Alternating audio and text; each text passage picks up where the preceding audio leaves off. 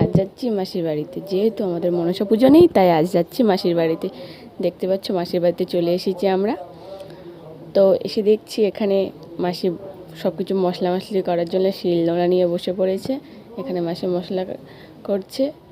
তারপরে দেখলাম পাশে উনুনের পাশে দেখলাম অনেক কাঠ জোগাড় করে রেখেছি মাসি। উনুন তারপরে সব কিছু রেডি করে নিয়েছে, অনেক সবজিও কেটে নিয়েছে মাসি। সব কিছু করা হয়ে গেছে। আমরা এসেছিলাম যেহেতু বিকেলবেলা, তো সন্ধ্যা থেকে মাসি পুজো দিয়েই রান্নাটা শুরু করবে, তাই সব কিছু মাসির করা হয়ে গেছে। তারপর আমরা স্নান করে নিয়েছি। সকাল সকাল স্নান করে নেওয়ার পরে তাড়াতাড়ি করে সব ফলমূল কেটে নিয়েছি, কেটে নিয়ে পুজো দেওয়া হয়েছে। তারপর দেখতে পাচ্ছি এখানে কত কিছু না রান্না হয়েছে মাসির। এখানে অনেক কিছু রান্না করে, ডাল চচ্চড়ি, মাছ ভাজা, আরও অনেক কিছু। এখানে মনসা পুজো দেওয়া আমাদের কমপ্লিট। তারপরে অনেক লোক কুটুম্ব আসবে, তারাও এখানে এসে খাবে।